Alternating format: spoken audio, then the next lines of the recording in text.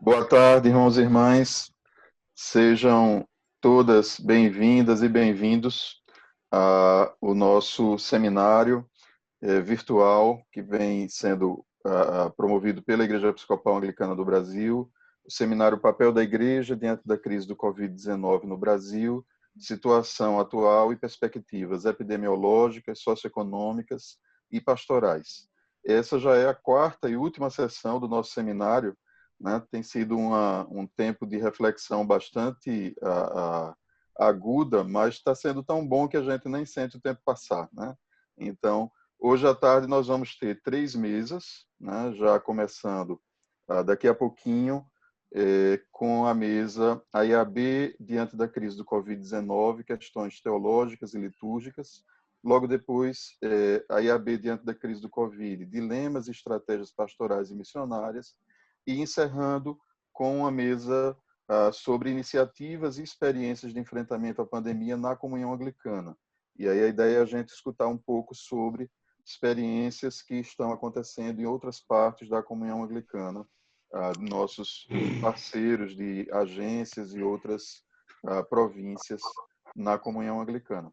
Lembrando, então, a partir de agora, para todo mundo manter os microfones desligados, né? Deixa para ligar o microfone somente na hora que for falar, somente os palestrantes que vão poder compartilhar a tela no momento que precisarem para passar as suas apresentações. Acho que é importante a gente lembrar, hoje a gente já teve pela manhã um momento muito produtivo para pensar aspectos políticos, a crise do Covid-19 e o campo religioso brasileiro. Ontem pensamos sobre aspectos políticos e jurídicos, econômicos e sociais, e agora, no intervalo do almoço, a gente recebe a notícia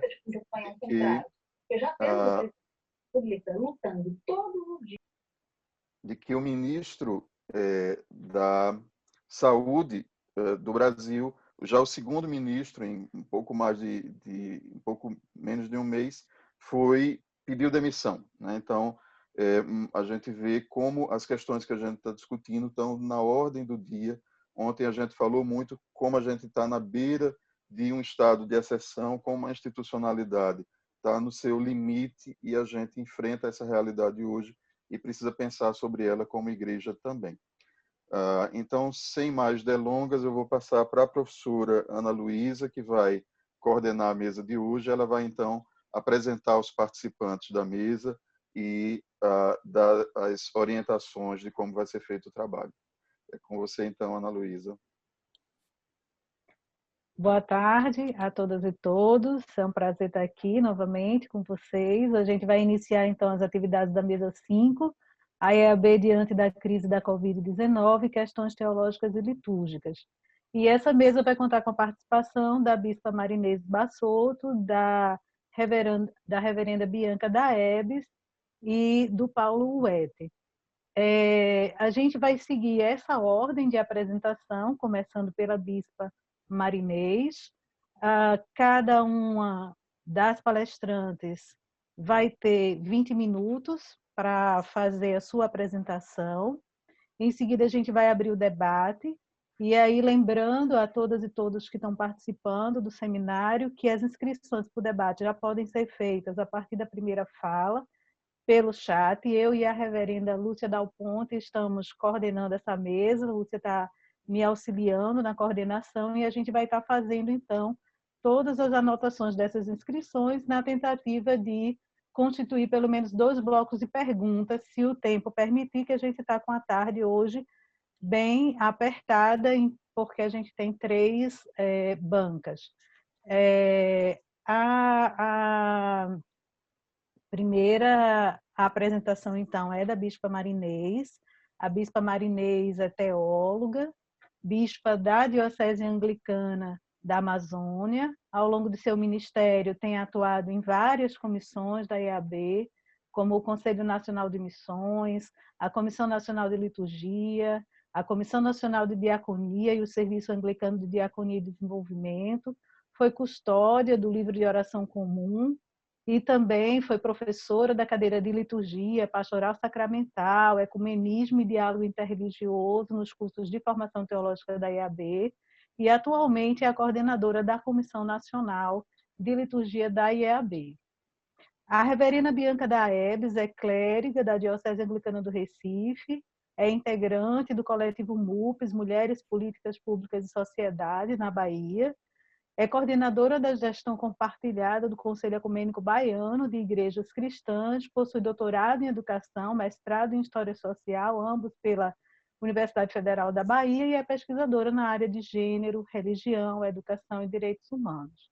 E o Paulo Huet é teólogo, biblista, membro da Catedral da Ressurreição da Diocese Anglicana de Brasília, trabalha para o Escritório da Comunhão Anglicana em Londres, na Aliança Anglicana, e no Departamento de Educação Teológica, e também é assessor do CEBI, do Centro de Estudos Bíblicos.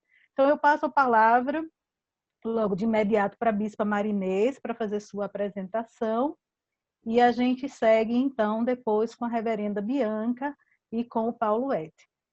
Seja bem-vinda, Bispa, a palavra está com você. Obrigada pela oportunidade de partilhar um pouco da reflexão, e eu faço isso em nome da Comissão Nacional de Liturgia, um pouco do que a gente também tem refletido. A ideia é que a gente, nessa apresentação, destaque um pouquinho a respeito da compreensão da liturgia na vida da igreja como um todo, e finalize com esses desafios que nós estamos vivenciando agora, né, diante do que a gente está vivendo com a pandemia do Covid-19. Eu vou tentar fazer um compartilhamento da tela com vocês, dessa apresentação.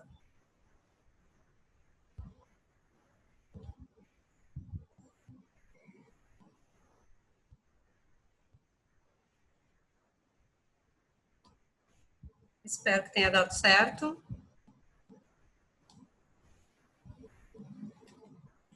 Bom, então, nós vamos fazer essa caminhada na compreensão da liturgia. O culto na qualidade de manifestação típica e universal da religião exprime o reconhecimento da união radical que liga os seres humanos a Deus. Nós não podemos explicar Deus, mas nós podemos experimentá-lo. Na liturgia, cada movimento, cada gestual, cada palavra contém um mistério de Deus e nos faz mergulhar no mistério da vida, conduzindo-nos a uma espécie de caminho formativo que inicia pelo querigma, pelo anúncio, tornando-nos pessoas convictas do amor de Deus, encantadas por Jesus Cristo e seu projeto de vida para a humanidade, através de uma espiritualidade mística, evangélico-missionária, orante, celebrativa, vivencial, transformadora e comunitária. Sendo dessa forma um processo experiencial e um verdadeiro itinerário de formação cristã que sustenta o encontro amoroso com Deus, produzindo crescimento na fé, fortalecendo os laços de amor entre os irmãos e as irmãs. A liturgia surge de uma das características do ser humano, a nossa necessidade de lidar com um sentido para a nossa existência. Sabemos que as respostas que damos aos nossos porquês, às nossas questões, muitas vezes elas não são satisfatórias. Elas nos empurram para além de nós e nos levam a pensar em algo ou alguém que transcenda a nossa vida comum, finita. Ou seja, há respostas que somente são possíveis por meio da fé, da esperança, da confiança e do amor. Essa busca, esse chamado para além de, que impulsiona a nossa adoração. Adorar é oferecer-se em louvor e ação de graças e reconhecer em si mesmo a presença de Deus. Os seres humanos têm necessidade vital de celebrar, assim como tem necessidade de pensar, de agir, de se relacionar, de comer, de beber, etc. Em todos os tempos e nas mais variadas culturas, aos poucos os seres humanos encontram momentos e formas diversas de celebrar para expressar e aprofundar o sentido da sua vida. Por isso usam gestos, ações simbólicas, ritos e palavras que expressam o que pensam, o que acreditam e o que desejam, o que amam ou rejeitam. Enfim, a visão que tem das pessoas, do mundo, da sociedade, de Deus. Suas crenças, suas convicções. Em especial, essa palavra é importante, a sua identidade. A liturgia nos identifica como grupo, como povo. Ao mesmo tempo em que a liturgia é uma busca humana pelo transcendente, é também Deus atuando na história humana. Ela é o culto, a adoração da igreja e a sua expressão comunitária de louvor e de ação de graças. Bispo Marinês? Diga. Bota a sua apresentação no modo apresentação em tela cheia. Eu acho que você esqueceu. Deixa eu ver se eu consigo fazer isso aqui. Ok. Agora? Agora. Sim. Obrigada, tranquilo. Desculpa o mau jeito com a tecnologia, né? Então, ao mesmo tempo... Certo? Ao mesmo tempo em que a liturgia é uma busca humana pelo transcendente, é também Deus atuando na história humana. Ela é a adoração da igreja, sua expressão comunitária de louvor, de ação de graças, né? E é o momento culminante da vida cristã pelo qual, como irmãos e irmãs, unidas na mesma fé, nos encontramos com Deus e lhe rendemos graças por todas as suas maravilhas. Quanto mais profundo e significativo for o encontro com os irmãos e irmãs, tanto mais profundo e significativo será o encontro com Deus. A liturgia também é fonte, onde em comunidade buscamos a força e o alimento que nos renova e nos revigora em nosso engajamento eclesial e social, para que assim, inseridos e inseridas no mistério pascal de Cristo, trilhemos sempre o caminho da libertação. A adoração comunitária, assembleia litúrgica, é o momento na vida comunitária em que a igreja expressa a sua natureza, em que ela mostra a sua cara, em que ela mostra como ela é. A intenção de toda a liturgia e a adoração da igreja é a de anunciar os atos redentores de Deus em Cristo, o poder salvador de Deus, e fazer deste poder uma realidade nos corações e nas vidas das pessoas que dela participam.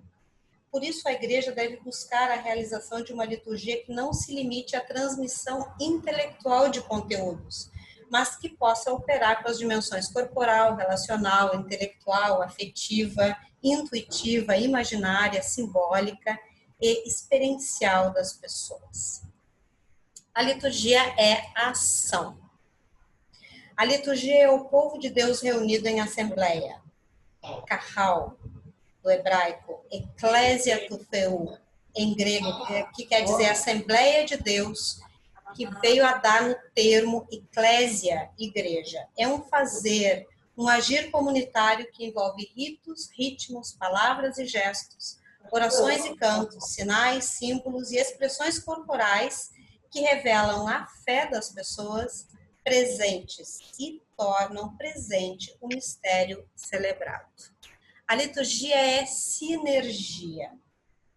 Desde o princípio, Deus fez dos seres humanos seus e suas parceiras na ação em favor da vida, estabelecendo com eles e elas uma aliança, libertando-as da escravidão. A maior ação de Deus foi ter nos dado seu Filho Jesus Cristo, pelo qual, mais do que parceiros e parceiras, adotou-nos como filhos e filhas. Fez-nos membros do corpo do seu divino Filho, herdeiros e herdeiras da sua promessa. Cristo realiza plenamente a liturgia do Pai, que é proporcionar vida em abundância para todas as suas criaturas. Cristo continua a sua ação, sua liturgia, por meio do seu corpo místico, que é a igreja.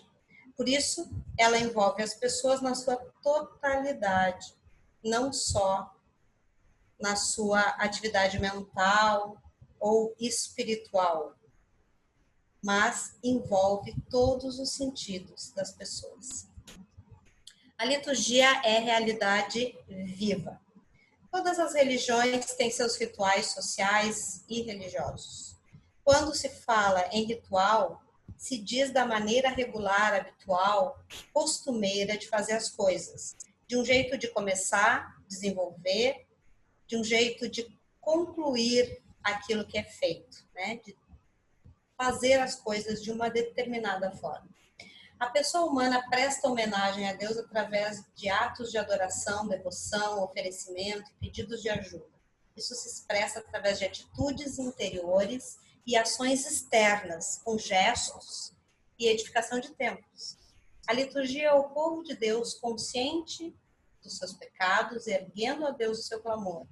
É a ação de um corpo social reunido, é uma oração ritual. O tempo, o lugar, os objetos não são meramente embelezamento, mas sim parte integral da oração. A liturgia é a realidade mais viva e a expressão mais eloquente da vida da igreja. Não é uma coleção arbitrária de partes.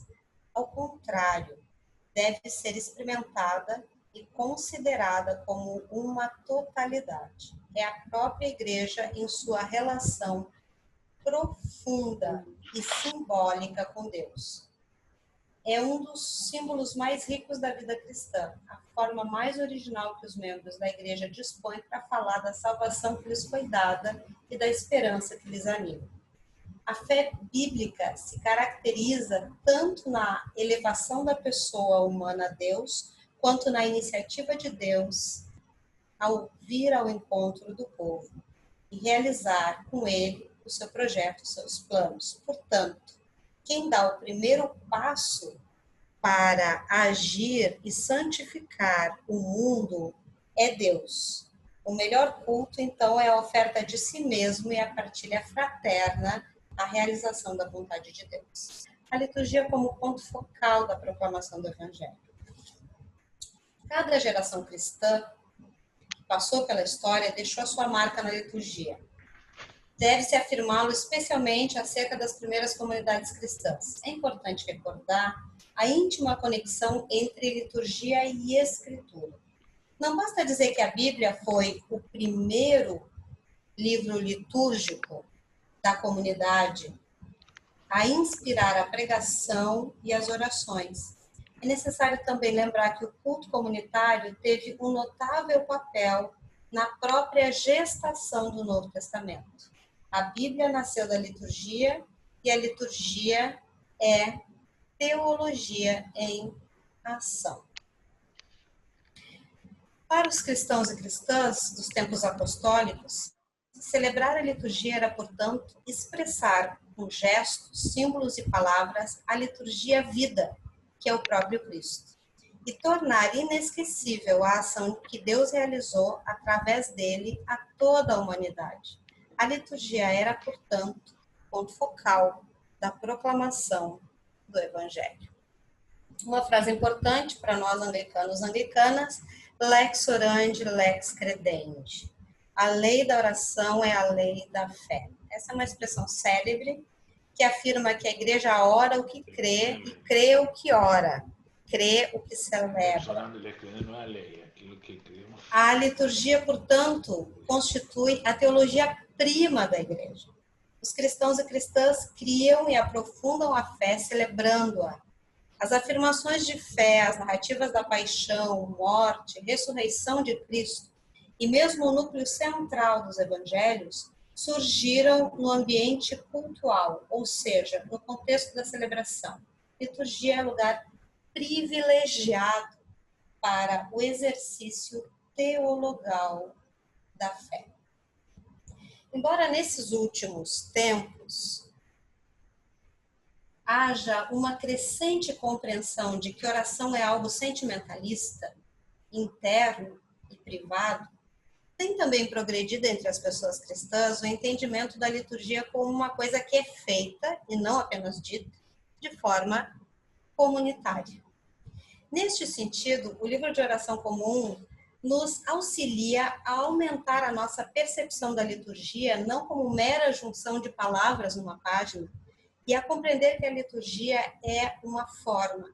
E esta forma é, antes de tudo, a ação de uma assembleia de cristãs e cristãos que se reúnem para realizar algo. É, de fato, oração comum, portanto, comunitária. Algo que não dá para fazer sozinho. E essa oração se expressa, como dissemos antes, em gestos, palavras, sinais, aromas, sabores, sons e ações. O livro de oração comum, ele traz a forma, mas o recheio da liturgia é dado pelas nossas vidas, pelas nossas histórias, pela nossa arte, pelas nossas realizações, pelo material físico para os sacramentos, por exemplo. É a partir de todas essas coisas que o ato litúrgico é construído.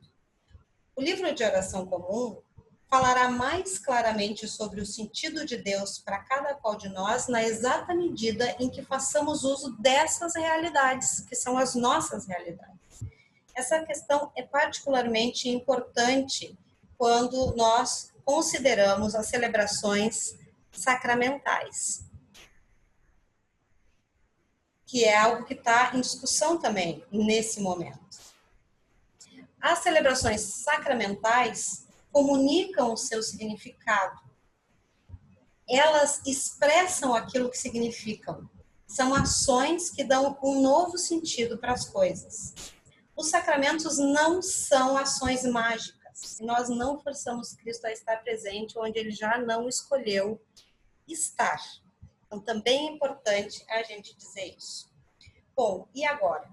Como celebrar nesse novo tempo que nós estamos vivendo? Ao abordar o tema da liturgia, nós não podemos esquecer 5 minutos. Tá bom. Acho que eu consigo terminar.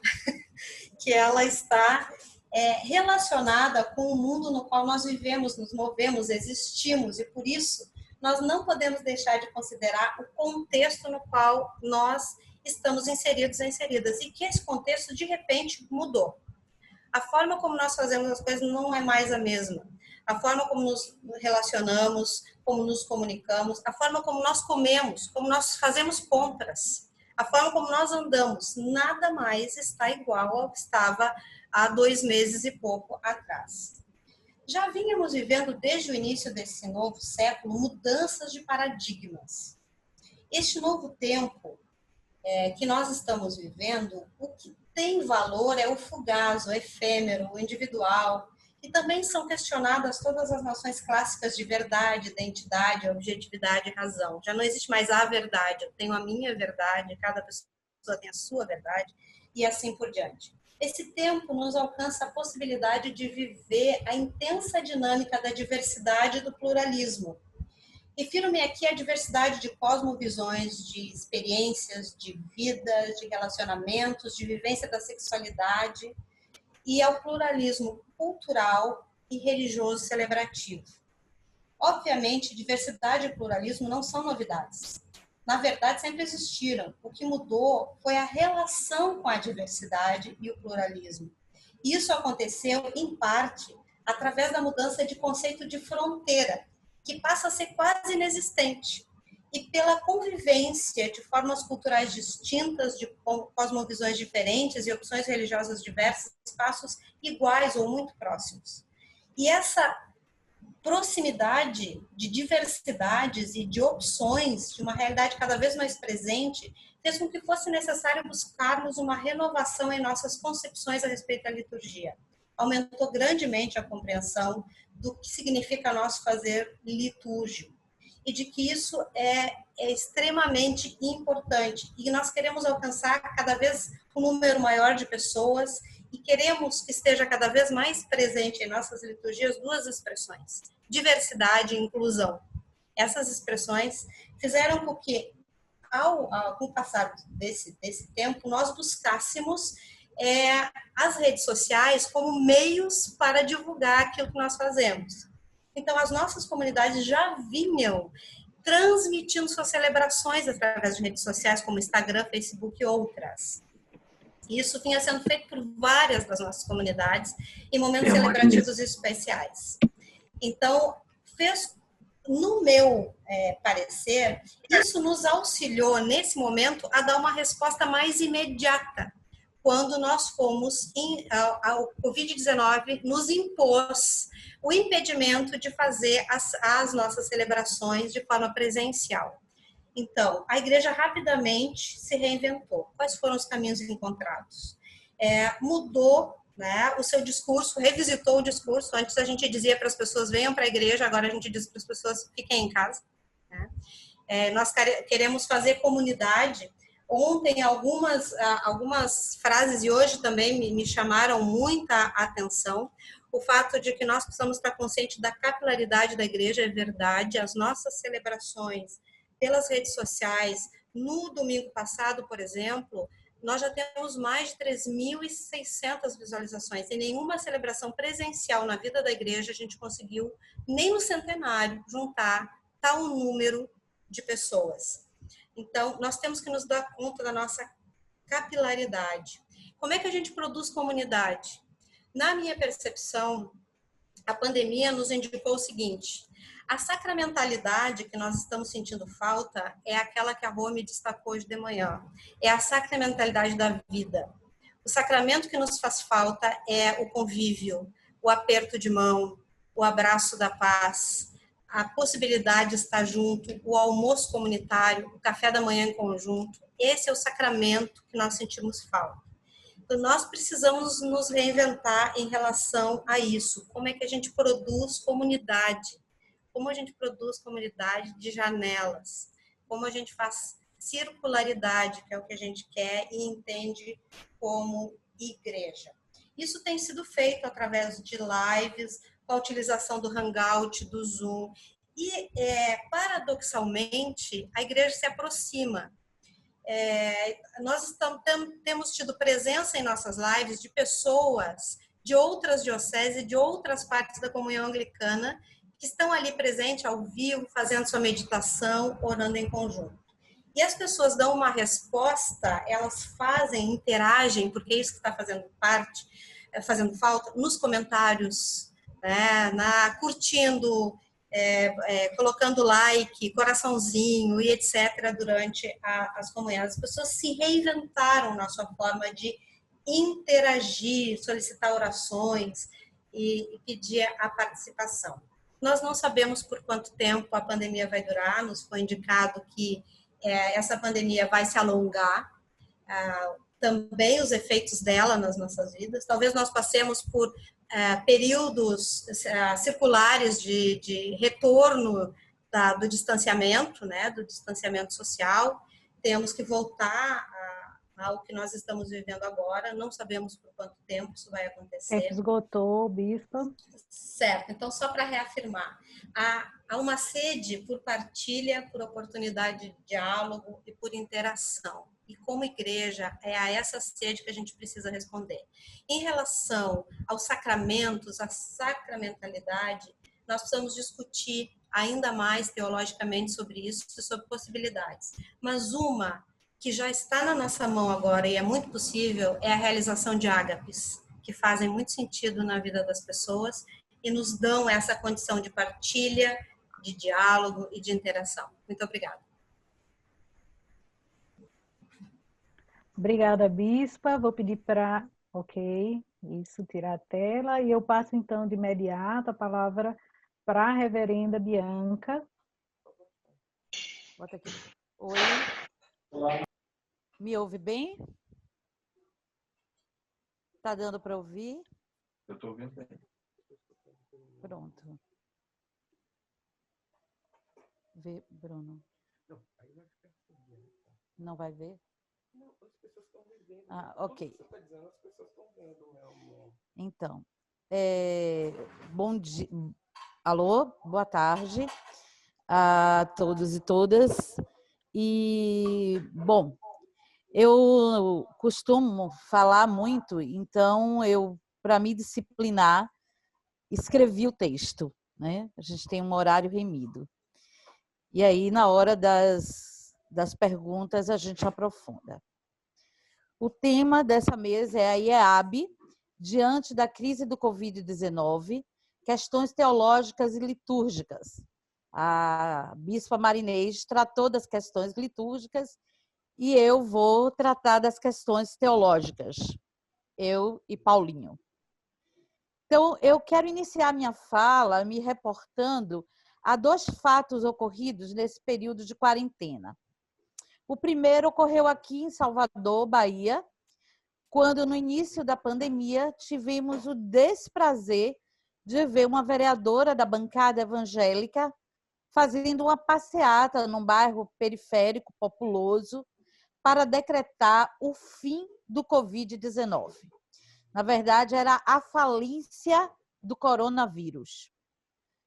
O segundo evento ocorreu no dia 26 de março, quando Bolsonaro, presidente da República, atendendo a pedidos da bancada evangélica e de apoiadores, contrariando as diretrizes da Organização Mundial de Saúde, por decreto, incluiu as atividades religiosas como parte da lista de atividades e serviços considerados essenciais. Abro aqui um parêntese para dizer que considero que as atividades pastorais e o atendimento espiritual faz-se necessário como um serviço essencial nesse momento de pandemia, diferente dos cultos e grandes aglomerações. Fecho parênteses e sigo. Nos dois casos, tanto da vereadora que faz uma passeata com o aparato público para decretar o fim da Covid-19, quanto o presidente que atende a pedidos da bancada evangélica e de apoiadores para incluir a igreja nos serviços essenciais, nós vimos a relação muito próxima entre Estado e igreja. Nos dois casos, vemos a igreja interferindo diretamente nas questões do Estado e o Estado se locupletando de interesses de grupos religiosos específicos para atender interesses pouco republicanos, rompendo de modo claro o princípio da separação entre igreja e Estado. O problema é que, mesmo sendo um Estado laico, o povo brasileiro é eminentemente religioso. A fé é um elemento e um sentimento rico e complexo. Se, de um lado, tem sido sequestrado pelo sistema de morte, que se aproveita da fragilidade humana, como neste momento de pandemia, para matar, roubar e destruir vidas e salvar CNPJs, de outro lado, a fé tem permitido a um povo para o qual falta quase tudo manter viva a esperança, a coragem e a perseverança. A questão é como desconstruir essa autoridade político-eclesiástica que permeia o imaginário religioso cristão do povo brasileiro, sem matar, sufocar, dissipar a fé. Ô, mocinha, precisamos ter uma conversinha. Eu não sei. Não. Você não vai mais mandar na vida de ninguém. Obrigada. Retomando. A questão é como desconstruir essa autoridade político-eclesiástica que permeia o imaginário religioso cristão do povo brasileiro sem matar, sufocar e dissipar a fé, que sobre muitos aspectos o move e o faz existir, não apenas enquanto ser humano, mas enquanto indivíduo no seio de sua comunidade. Certamente não é uma pergunta fácil de ser respondida, principalmente porque nossa fé cristã está impregnada de valores e categorias que nos remetem a uma experiência de fé patriarcal e embranquecida, hierarquizada, onde o discurso da solidariedade que nos irmana é quase que completamente invisibilizado pelo culto ao Deus Pai Todo-Poderoso, assim na terra como no céu. A busca pelo poder e por sua manutenção tem historicamente sido o principal ponto de convergência entre os interesses da igreja institucionalizada e o Estado. Penso que esse é o momento da igreja se inspirar na teologia feminista. E como propõe a teóloga brasileira e latino-americana Ivone Gebara, substituir a hierarquia pela circularidade, a categoria de poder pela de solidariedade, substituir os tratados políticos teológicos e o império da razão pela potencialização do compromisso ético dos evangelhos. Eu tive fome e me deste de comer. Eu tive sede e me deste de beber. Eu estava nu e você me cobriu. Eu estava com fome e você partilhou o seu pão. Eu estava em casa, sem casa, e você me hospedou. Tirar o divino do alto, do céu, do topo, do trono, e encarná-lo entre nós, levantar a saia de Deus, como disse-nos Marcela Reide em sua Teologia Indecente, é mais que desafiador, é perturbador, é desconcertante. Ontem eu vi um homem admirável dizer que o movimento feminista é assustador, porque muitas vezes ele escandaliza. Pode ser. Mas o escândalo do patriarcado, que naturaliza os processos de violência, principalmente contra mulheres e meninas, principalmente contra mulheres pretas e periféricas, que legitima a morte de LGBTs todos os dias em nosso país, é passível de nossa misericórdia cristã e de nosso esforço didático para tornar a mensagem profética da teologia feminista mais palatável. Eu sinto muito, se muitas vezes não somos educadas, se não podemos calar diante da morte. Encarnar o divino é experimentar a riqueza da solidariedade, é compreender a beleza e a liberdade da rua divina, soprando ventos de comunhão. Encarnar o divino é perceber que amar o próximo não é apenas um clichê cristão, é missão, é diaconia, é materialização da fé que faz acontecer o reino de Deus entre nós, transformando uma grande ciranda inspirada na força mútua do cuidado. Não acredito na transformação social que vem de cima para baixo. Jesus nos mostrou que o império não muda a lógica de sua estrutura. Embora reconheçamos o esforço honesto de muitas pessoas para modificá-la. Mas é possível transformar células de nossa sociedade. É possível substituir a lógica da centralização do poder pelo poder de amar. Esse continua sendo o principal desafio teológico para a Igreja Episcopal Anglicana do Brasil. Descobrir como, enquanto célula dessa sociedade, ela poderá se aproximar, se tornar mais vulnerável a essa realidade do povo brasileiro, que é tão complexa, tensa, rica, cheia de contradições, de criatividade, sofrida e, ao mesmo tempo, festiva. Para construir junto com ele um futuro para o qual não existe receita, apenas o desafio do caminho, que se mostra à frente e o enorme desejo de trilhá-lo em comunhão. Confesso aqui minha total suspeição para dizer que sei de todos os limites e percalços da minha igreja, mas tenho um orgulho enorme de ser parte de uma comunidade de fé que abertamente se lança nesse caminho. Obrigada. Obrigada, Bianca. Eu passo, então, a palavra para o Pauluete, que é a última participação nessa mesa, e em seguida a gente abre o debate. Eu, então, já chamo a atenção dos participantes, que aqueles que ainda não se inscreveram podem começar a fazer para a gente ir organizando aqui o bloco de perguntas. Paulinho? Olá, boa tarde para todas, bom dia, boa noite, se você está vendo isso depois do encontro. Obrigado do convite, estou muito honrado, é um privilégio estar aqui com vocês todas, todos, compartilhando essa mesa e com gente tão sábia antes de mim aqui. Eu tenho aprendido bastante. A minha colaboração vai no mundo da teologia. Eu evitei falar da liturgia, que é um campo meio difícil, na verdade. Mas eu coloquei a minha apresentação, eu escrevi um texto também para poder depois compartilhar com vocês, que vai ser um pouco maior do que eu vou dizer aqui, né? Mas eu já corrigi, depois eu passo para todo mundo. Eu titulei minha colaboração assim como teologias para transgredir e teologias para esperançar. Esse sou eu, a Ana já me apresentou.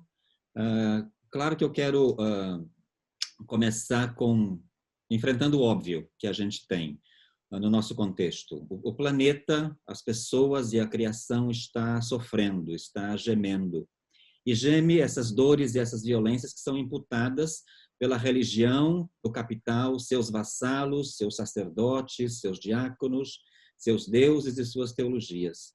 No Brasil, a gente não precisa de muitos detalhes, obviamente, a gente está vivendo tempos sombrios de descaso, mentira, cegueira, falsos messias, medo, ódio, divisões, aproveitamento.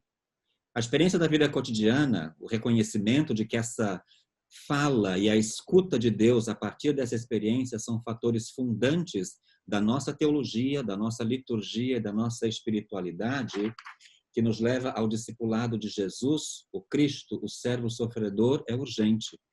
Discipulado esse que só pode ser profético, ou senão não é discipulado, é só puxação de saco. Nessa época da Páscoa, em meio à pandemia do coronavírus, a história dos discípulos de Emaús, do Cleofas e da sua, quem sabe, da sua companheira Maria, ressoam para a gente. Seus corações estavam tristes, seus corações estavam decepcionados, estavam traumatizados pela experiência do assassinato, pela possibilidade do assassinato de Jesus, pela possibilidade de sofrerem o mesmo destino, e ainda com a notícia de que pode ser que ele esteja vivo. Então, eles estavam muito perturbados. Esse é um pouco o jeito como nós estamos agora. A gente está um pouco perturbada, mais do que o normal. A gente vive momentos de grandes incertezas, a gente está temerosa dos impactos que essa pandemia vai deixar, a gente está horrorizada com a catástrofe que vai surgir disso, especialmente para a maioria da população que vive em situação de extrema vulnerabilidade, que não pode ficar em casa, que não tem casa para ficar, ou que está em situação de violência. É bom lembrar, a reverenda Lúcia lembrou esses dias num estudo bíblico uma metáfora bonita, né? Que é a metáfora, inclusive, do João da Cruz. Há sempre luz dentro do túnel, não há uma luz no fim dele. A fé é sempre uma experiência no escuro, é uma aposta, já nos lembrava São João da Cruz. E fundamental na nossa teologia é esse reconhecimento de que em qualquer lugar, mesmo nas sombras, mesmo no caminho doloroso e no sofrimento, a Sara lembrava da gente e alguém hoje falou do sacrifício, a gente precisa de fato falar sobre isso. Jesus está do nosso lado e a gente sabe que um dia, depois que isso acabar, a gente vai poder voltar de novo fisicamente e se encontrar. Mas é bom a gente se dar conta desse momento de sofrimento e de sacrifícios que a gente está vivendo. Um dos pilares teológicos da organização para a qual eu trabalho, que é a Aliança Anglicana, é a afirmação de que todas nós fazemos parte do corpo de Cristo. Todos nós somos o corpo de Cristo. Junto com a Christian Age, a gente sempre afirma que nós acreditamos em vida antes da morte, não em vida só depois da morte. É por isso que esses corpos que são profanados, violados pelo capital e pela sua ganância, são sagrados e precisam ser defendidos da melhor maneira que a gente pode. Eu coloquei aqui algumas perguntas que normalmente aparecem de imediato quando qualquer catástrofe, quando qualquer desgraça passa pela vida, né? O que a gente fez para merecer isso? Por que isso está acontecendo? Onde é que está Deus? Também tem algumas afirmações que de imediato aparecem para explicar. Isso é castigo de Deus. Essa é uma ação de Deus para limpar o mundo. É a vontade de Deus. Eu sempre acho que é por isso que nos velórios tem sempre muita comida e bebida e piada, que é para manter a boca ocupada, para não dizer tanta blasfêmia como essas coisas aqui que a gente escuta às vezes, né?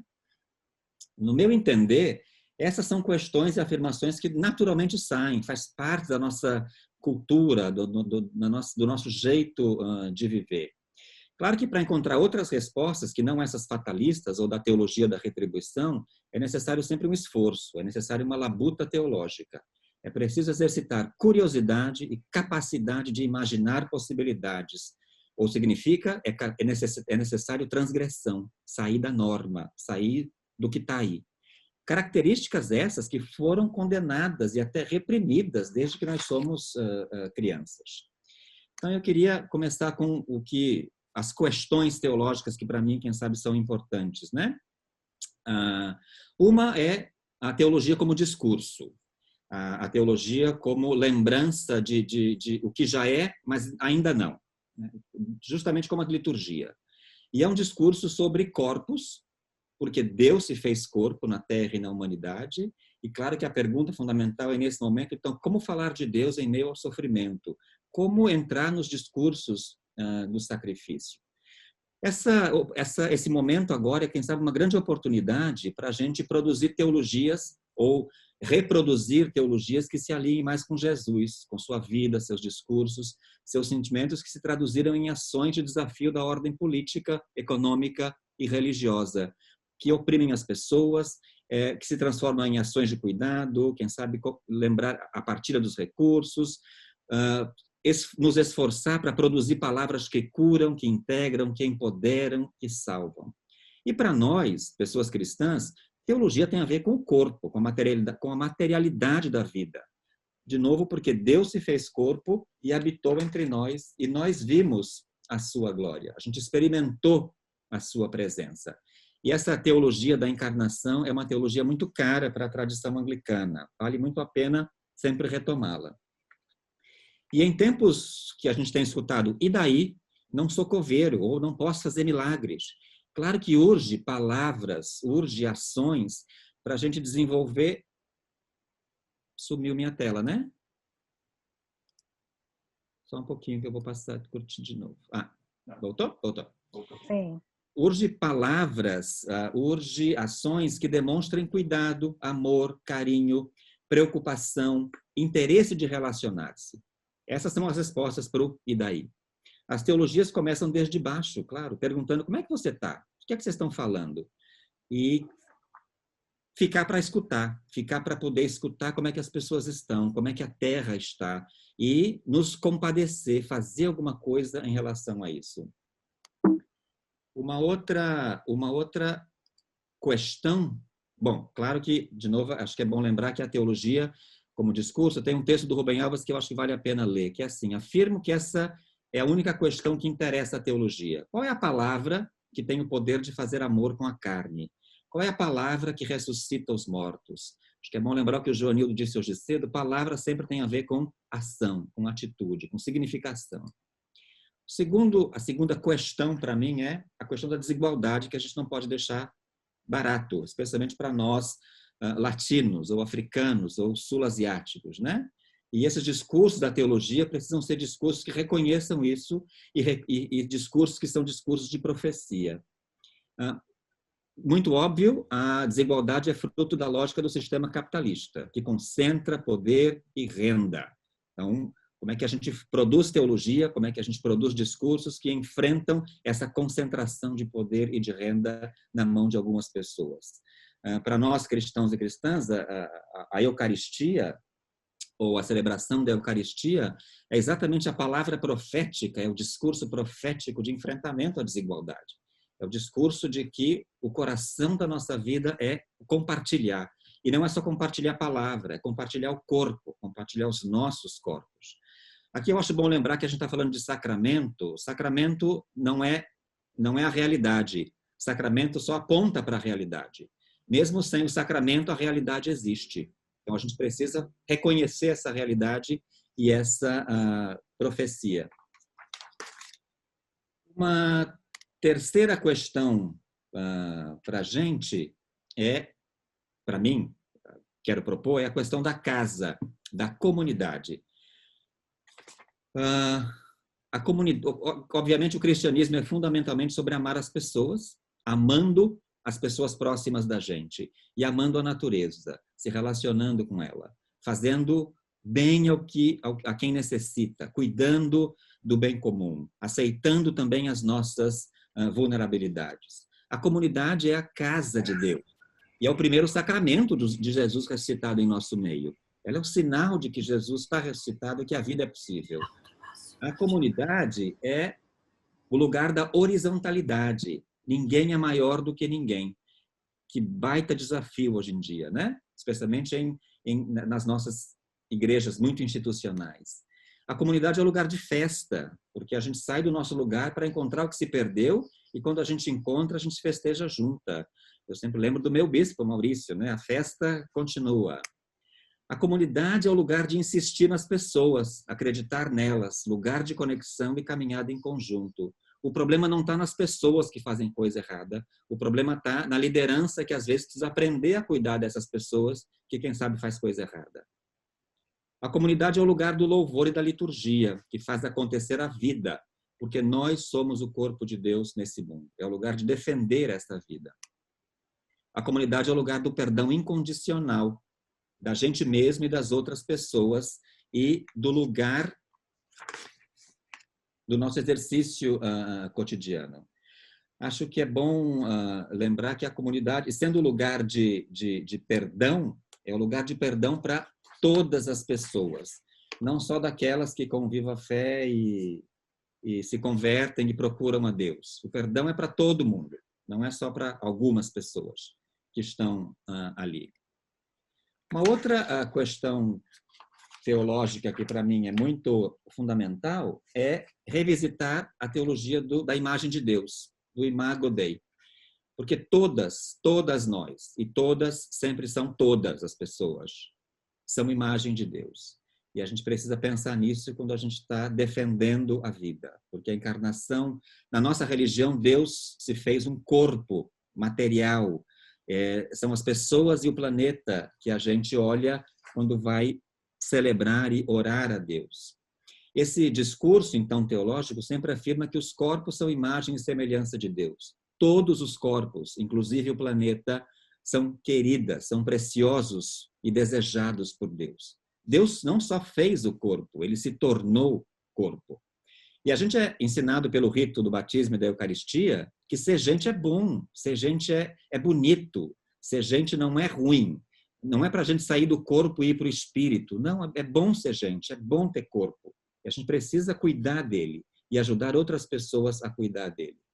E a nossa finitude, o nosso limite, as nossas diferentes formas, o nosso pecado, o nosso medo, não são impedimentos para a graça ou para a salvação de Deus. E dizer que são é quase blasfêmia e pecado contra o Espírito Santo. Dizer que o pecado nos afasta de Deus, ou que o pecado afasta Deus da gente. Eu tomaria cuidado com esse tipo de afirmação teológica. Uma outra questão teológica para mim importante é a da responsabilidade cristã, que a gente chama de responsabilidade cristã, que tem a ver com a solidariedade, com a reimaginação. O normal não é mais possível. Estamos vivendo um apocalipse, sim. Eu super defendo isso como teólogo. Eu acho que a gente está vivendo um apocalipse. Essa palavra, infelizmente, é mal entendida, né? Ela às vezes causa temor ou parece que ela evoca a imagem de destruição e fim do mundo. Não, nada mais longe da tradição bíblica. Essa palavra significa, na nossa tradição bíblica, descortinar, revelar o que estava encoberto. Apocalipse é treinar para ter consciência crítica, para ter visão crítica, para saber analisar, é tirar o véu, saber entender, adquirir senso analítico. E isso exige curiosidade e ousadia de ir além, de fazer pergunta, de questionar o que vemos e o que às vezes nós recebemos aqui. Essa pandemia nos revelou muita coisa, ela fez um grande apocalipse. Coisas que já estavam lá. Essa pandemia não inventou, as coisas já estavam lá. Ela revelou mais e mais a desigualdade descarada. Ela revelou o quanto metade de nós da igreja somos pessoas privilegiadas, que podemos ficar em casa. Ela revelou que tem gente muito ruim, tem gente muito desumana, inclusive nos nossos bancos, agora nos nossos Facebooks, que são gente da nossa comunidade. Um dos irmãos anteriormente a mim lembrou, né? A gente está numa mesma tempestade, sem dúvida nenhuma, mas de jeito nenhum a gente está no mesmo barco. Tem gente que nem tem barco para estar mais, né? Mas a pandemia também revelou coisas muito legais, que também já estavam lá, que a gente precisa reconhecer. Revelou a nossa capacidade de olhar para as pessoas em necessidade e encontrar Jesus.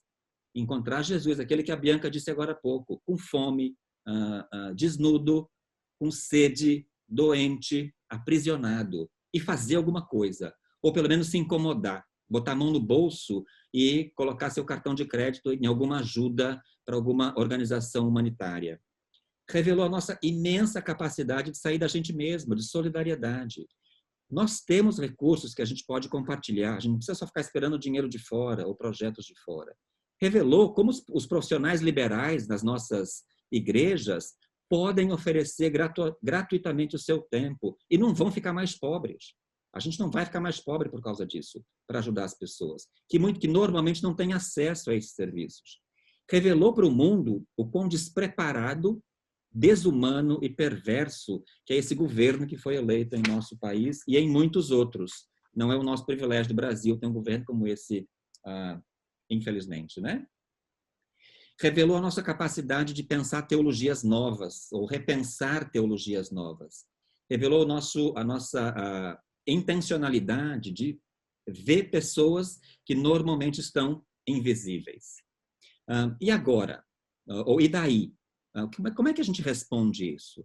A gente não responde lavando as mãos que nem Pilatos. A gente responde lavando as mãos para se proteger do vírus, né? A gente responde fazendo alguma coisa, porque nós somos colaboradores. Nossas teologias precisam servir para ir adiante. Não dá para a gente pensar que vai voltar ao normal. A gente não devia voltar ao normal. O normal é perverso, o normal é estratificador, é diabólico. O normal nos trouxe aqui. Quer dizer, nossos discursos teológicos têm que sustentar movimentos de transformação, inclusive da gente mesmo. Tem que fazer a gente repensar o nosso método de fazer as coisas, inclusive nosso método de fazer teologia, o nosso método de formação teológica. Uma sexta questão, e aí a última, que para mim é fundamental, é a conversa sobre a integridade da criação, que tem a ver com, de novo, a nossa capacidade de solidarizar-nos mutuamente e com a natureza. Acho que a gente se deu conta de que a natureza não precisa da gente, né? O Leonardo Boff disse isso há muito tempo atrás, outras pessoas também disseram. A natureza, inclusive, está melhor com menos circulação no mundo. A gente precisa repensar a nossa relação com a criação. Portanto, a gente precisa repensar o nosso estilo de vida. O quanto de lixo a gente produz, quanto de água a gente gasta, se a gente precisa ter tudo que a gente tem, se a gente precisa fazer tudo que a gente faz. E como várias pessoas lembraram antes de mim, a gente precisa reconhecer que o sofrimento e o lamento são partes estruturantes da nossa vida e a gente precisa assumi-las. Acho que tem só duas pessoas que fizeram isso com muita beleza e naturalidade. Um foi Jesus, obviamente, e o outro foi São Francisco, né? Que inclusive chama morte de irmã. Ela é parte da vida. E a gente precisa aprender como é que a gente fala de Deus no sofrimento. E não dizer que o sofrimento vai passar ou que o lamento é ruim. Não, o sofrimento não vai passar e a gente vai continuar lamentando. Acho que vale a pena agora a gente retomar o livro das Lamentações, inclusive, e 2/3 dos Salmos. Esses são livros para a gente ler agora. E, de novo, quero dizer que o normal não é possível, não é mais possível. Para terminar, bom, como biblista também eu quero dizer que acho que é muito fundamental a gente rever a nossa relação com o texto sagrado, rever a nossa relação do jeito como nós interpretamos os textos. A Bíblia não fala. Essa conversa de que a Bíblia disse, desculpa, não existe. Bíblia não tem corda vocal. Se você botar a Bíblia no ouvido, você não vai escutar nada. Quem fala sou eu quando abro ela e abro a boca. Sou eu que falo. É a minha agenda, é o meu lugar, é o meu corpo, ou é a agenda da minha comunidade. Então, a gente precisa insistir na formação de gente que pode ler a Bíblia de jeito melhor, que pode ler a Bíblia de jeito transformador, transgressor. Essa é a nosso chamado fundamental, né? Para terminar, eu queria dar 4 questões que eu acho que são fundamentais. Uma de desafios. A gente precisa continuar exercendo a nossa capacidade de conectar, de fazer comunidade, de fazer teologia e ler a Bíblia para conectar a gente, não para desconectar, não para afastar, mas para nos conectar, para discordar bem, para respirar fundo quando a gente não consegue conversar, mas a conexão é fundamental. E a gente tem feito isso belamente. Acho que a pandemia nos ofereceu essa oportunidade também. A gente precisa fazer teologia e ler a Bíblia para criar resiliência. Não sei se hoje em dia... Claro que a gente tem que celebrar a resistência. Muitas pessoas antes de mim disseram isso. Sem dúvida nenhuma, nós somos parte da resistência global. Mas é fundamental como é que a gente cria resiliência. Como é que a gente ajuda as pessoas a conviverem com a enfermidade, conviverem com a desgraça, conviverem com esse governo que ninguém merece? Como é que a gente ajuda as pessoas a serem resilientes, a levar paulada, mas continuar em pé? Como é que a gente ajuda? E acho que esse é o desafio da gente. E é a nossa obrigação fazer isso. A gente precisa continuar fazendo teologia e lendo a Bíblia para botar as pessoas para fora delas mesmas. Eu sempre fico imaginando que no fim da escola dominical, durante o ano, a pergunta que a gente tem que fazer para as pessoas é: você é mais solidária? Você é menos racista? Você gosta dos pobres? Você ajuda? Você colabora na sua casa? Você está envolvido em alguma ação de caridade? Você ajuda você dá dinheiro para alguém, além da sua casa? Essas são as perguntas da escola dominical. Não é se a pessoa aprendeu o livro de oração comum, se ela aprendeu o Pai Nosso, se ela aprendeu quando senta e levanta. Não. Ou qual é a diferença entre a presença real e física de Cristo na Eucaristia? Não, a pergunta é outra, né? Como é que a gente põe a gente para fora? A outra coisa é fazer teologia e ler a Bíblia para influenciar as pessoas, para intencionalmente influenciar as pessoas a serem mais parecidas com Jesus e menos parecidas com os apóstolos, com todo respeito aos apóstolos. Eles sempre foram criticados. Então, se você quer ser uma pessoa se você quer ser uma pessoa cristã boa, não siga os exemplos dos apóstolos. Siga o exemplo de Jesus. Siga o exemplo da mulher com hemorragia. Siga o exemplo do centurião romano. Siga o exemplo do homem que estava doente, do cego de nascença.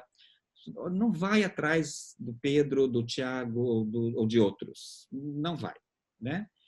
E eu termino com um poema do Rubem Alves, que é assim: que belos e infinitos são teus nomes, ó Senhor. Tu és chamado pelo nome dos nossos desejos mais profundos. As plantas, se pudessem orar, invocariam nas imagens as suas flores mais belas e diriam que tens o mais suave perfume. Para as borboletas, serias uma borboleta, a mais bela de todas, as cores mais brilhantes. E o teu universo seria um jardim. Os que estão com frio te chamam sol. Os que moram no deserto dizem que teu nome é fonte das águas. Os órfãos dizem que tem rosto de mãe. Os pobres te invocam como pão e esperança. Deus, nome dos nossos desejos. E muito obrigado, esse é o meu contato. E obrigado, Ana, e todas vocês. Obrigada, Paulinho. Obrigada, Bianca. Obrigada, Marinês. Desde ontem a gente vem discutindo sobre o contexto da Covid e os desafios da igreja. A gente tem olhado muito, né, para fora, e eu acho que a partir dessa mesa a gente está olhando agora mais para dentro da nossa realidade, da igreja, dos desafios. E começou esse desafio pensando aí na teologia e na liturgia. Eu fiz aqui algumas breves anotações sobre as 3 falas, que foram falas desafiadoras. Já estamos com várias inscrições, temos 2 blocos aí de perguntas. Não sei se a gente vai conseguir fazer os 2 por causa da hora. Mas, assim, só dando destaque a algumas questões que foram colocadas, e principalmente para aqueles que foram chegando depois, a gente iniciou essa mesa com a fala da Bispa Marinês, e a Bispa Marinês com o objetivo de refletir sobre a liturgia no contexto da Covid-19, nos desafiou a compreender a liturgia como oração comunitária, envolvendo as pessoas em sua totalidade, em seus contextos de vida, que ela chama a atenção que são sempre plurais, que envolve sempre diferentes realidades. E nos desafiou a perceber que nesse contexto das celebrações virtuais que a gente tem vivido desde o início da quarentena, parece que uma palavra central para a gente tem sido pensar na capilaridade, né? E talvez uma capilaridade que a gente nem antes não tinha ainda parado para pensar sobre ela nos nossos contextos presenciais, a não ser aqueles que já vinham fazendo algumas celebrações, né, e transmitindo em contextos virtuais. Nos chamou a atenção também para um sacramento que tem feito falta, que é o sacramento do abraço, do aperto de mão, do almoço comunitário, da convivência pessoal, corpo a corpo, e nos desafiou a pensar ou reinventar diferentes formas de interação nesse contexto virtual. chamando a atenção para a importância dos ágapos. Com Bianca, a gente começou a refletir sobre a teologia, com foco mais na teologia, e Bianca nos desafiou a pensar sobre a autoridade política eclesiástica e como essa autoridade política eclesiástica permeia o imaginário brasileiro, né? E como que a gente pode pensar nessa autoridade sem matar a fé. E ela propôs, então, para isso, um diálogo com a teologia feminista, uma teologia que abomina o patriarcado e que tenta aí nos desafiar no lugar de pensar no poder, pensar na solidariedade, no lugar da centralidade na razão, potencializar o compromisso ético com o evangelho e trabalhar como se a gente tivesse numa grande ciranda com foco na força mútua do cuidado. Paulinho, também com foco na teologia, foi o último a conversar com a gente nessa mesa e falou a partir do que ele chamou de uma teologia transgressora ou esperançosa, uma teologia que nos lembra que em qualquer lugar, mesmo na sombra e no caminho doloroso, Jesus Cristo está do nosso lado. E ele trouxe para a gente algumas perguntas, eu dou destaque aqui a duas em especial, como falar de Deus em meio ao sofrimento, sem cair nas armadilhas já citadas nas mesas anteriores, a gente vem falando de diversas armadilhas desde ontem, e como produzir uma teologia de enfrentamento à desigualdade social.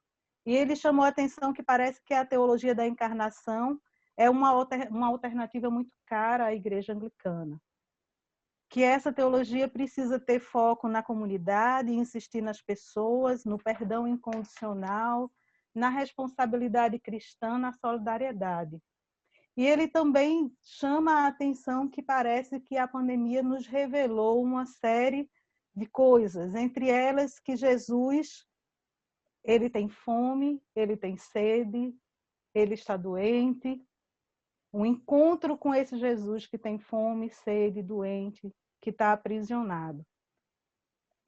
A pandemia também revela para a gente a nossa capacidade de ajudar o outro, de perceber o despreparo do nosso governo, de perceber que o normal, o que hegemonicamente é normal ou tradicionalmente, né, a gente tem visto como normal, é diabólico, e que precisamos repensar a nossa relação com a criação e ajudar as pessoas a serem resilientes. Eu agradeço novamente a participação dos três, eu acho que assim, foi uma mesa desafiadora para a gente, e eu de imediato vou abrir então o primeiro bloco de questões. A gente está até agora com 7 pessoas inscritas, pelo menos até agora o que eu tenho acompanhado com Lúcia. A primeira inscrição foi feita por Leia, eu vou então passar a palavra para a Leia, e eu vou então pedir que a gente tenha agora a participação em perguntas, com 2 minutos para cada pessoa, começando com Leia, em seguida a reverenda Carmen Etel, depois Nilo, depois a reverenda Inamar, não sei se foi a reverenda Inamar ou o bispo Eduardo, porque estão os dois juntos, Inamar. Ok. E a gente termina esse primeiro bloco com Inamar, eu passo então a palavra à mesa, que cada uma das pessoas participantes da mesa vai ter 5 minutos para responder. Então, podemos começar com Leia. Boa tarde a todos e a todas. Eu sou da Diocese Anglicana da Amazônia, me chamo Leia, como já foi dito. E a minha pergunta é para os três, na verdade até anotei para não me estender muito, né? Quero primeiramente também parabenizá-los, parabenizar a minha bispa, parabenizar o Paulo Eti, o querido, e a Bianca. Nesse tempo em que estamos vivendo de isolamento social, aumentou muito o número de violência doméstica, violência contra mulheres e crianças. Como nós podemos ajudar como igreja, né, essas pessoas que nos pedem ajuda, que nos procuram? Lógico que nós não podemos dizer para elas que elas têm que aturar. Lógico que nós não podemos dizer que as pessoas têm que suportar. Sobretudo porque estão vivendo sobre extrema miserabilidade, já que nem o auxílio sequer receberam, né? Ou quando receberam, o marido pega e gasta tudo com bebida. E o que a gente pode falar? Como a gente falar de Deus em meio ao sofrimento, em meio à dor? Essa pergunta eu já tinha até feito aqui no rascunho, e quando o Paulo falou, eu disse, nossa, eu estou com pensamento justamente nisso, né? Como nós, como igreja, podemos falar. O Paulo de uma certa forma, respondeu um pouquinho, mas aí eu gostaria de ouvi-lo novamente e ouvir a Bispa e a Bianca nesse questionamento. Como a gente pode falar para essas mulheres, para essas pessoas que nos procuram, nós como igreja. Obrigada. Obrigada, Leia. Reverenda Carmetel. Boa tarde a todos e a todos. Parabéns por essa mesa tão bonita. Acho que desde ontem nós estamos nos alimentando com essas falas maravilhosas. Tenho escutado um pouquinho e estou gostando muito. Mas as de hoje eu acho que veio realmente responder aquilo que eu estava muito ansiosa, que é a questão ecológica. E o Paulo ele fez muito bem isso aí, né? Eu também acho que esse corpo de Deus está sendo destruído, que é fundamental a igreja ter esse olhar para essa questão da natureza, da criação de Deus. Mas, e também a Bianca, né, nessa provocação que ela faz de desconstrução do patriarcalismo para uma teologia feminista encarnada que possa levar em conta toda essa luta da mulher. E a Marinês, a Bispa Marinês, com a sua grande experiência de enculturação litúrgica nessa diocese anglicana da Amazônia. A minha perguntinha, eu acho até já foi respondida, mas quais seriam os novos modelos que a nossa igreja teria pós-pandemia? Se a gente já consegue deslumbrar novos modelos, que o Paulo falou assim, novas teologias. Eu queria saber quais seriam essas novas teologias, porque até agora, embora a gente tenha muito a oferecer e a gente é encantada pela nossa igreja, a gente vê uma ausência dessa questão da teologia negra, a gente vê uma ausência dessa questão da teologia das mulheres e homens, dos povos indígenas, do MST. Então, foram poucas celebrações que nesse tema chamaram a atenção, que realmente vinham esse encontro. Foi uma liturgia que fizeram há pouco sobre a questão do trabalhador e o Dia das Mães. Essas realmente nos calaram e nos mostraram esse Cristo sofredor no meio do povo que nós estamos vivenciando. Então, quais seriam os novos modelos que nós podemos já deslumbrar pós-pandemia? Obrigada, Carmen. Nilo. Boa tarde a todos. A minha pergunta é uma pergunta que eu já tenho há muito tempo.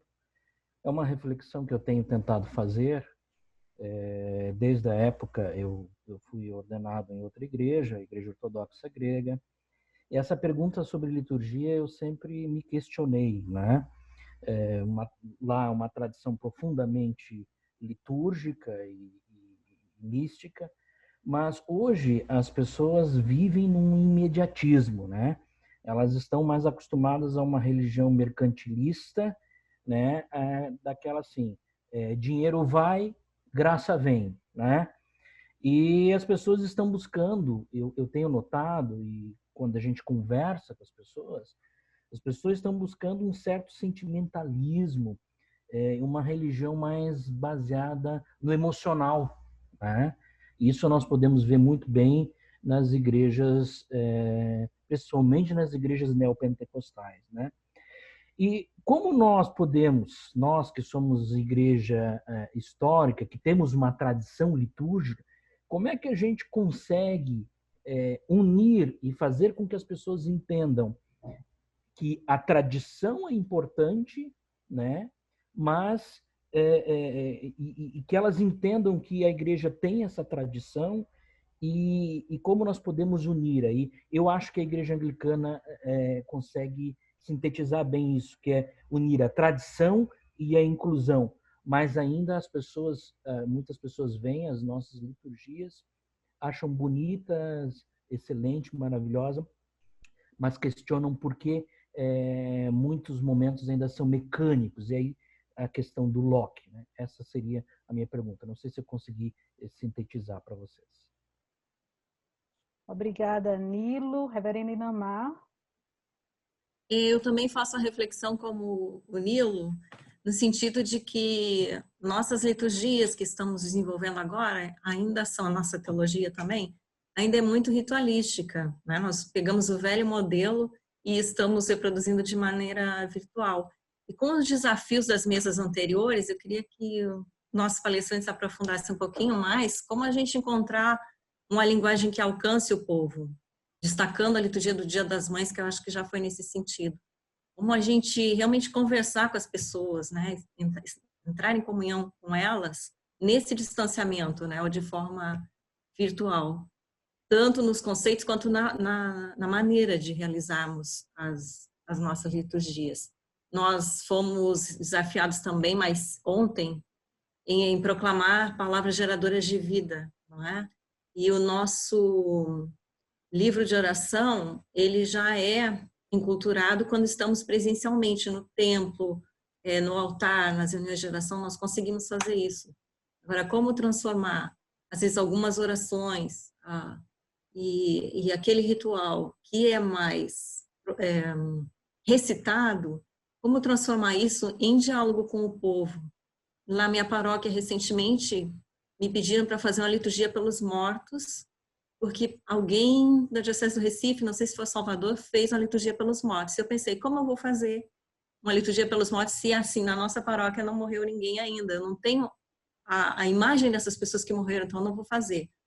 Como agora, essa semana já morreu gente na nossa cidade, pessoas conhecidas, a gente já visualiza quem morreu, eu me sinto mais capaz, né? Mas ainda estou procurando a linguagem, como eu vou orar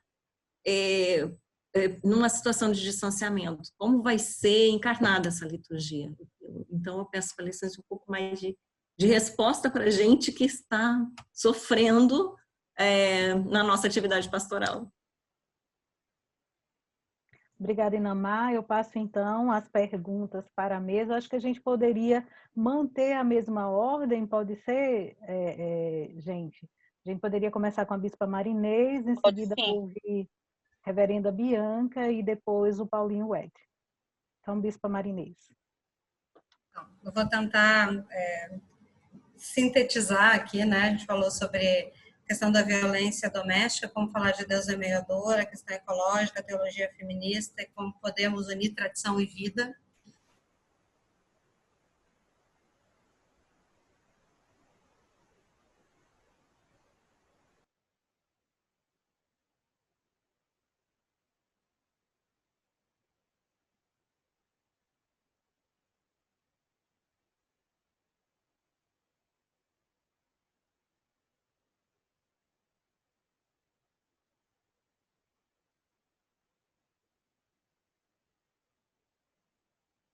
Fazendo parte da liturgia, os vídeos sendo postados, pessoas idosas, todas as pessoas participando, com áudios naquele momento, com momentos de oração, com orações espontâneas.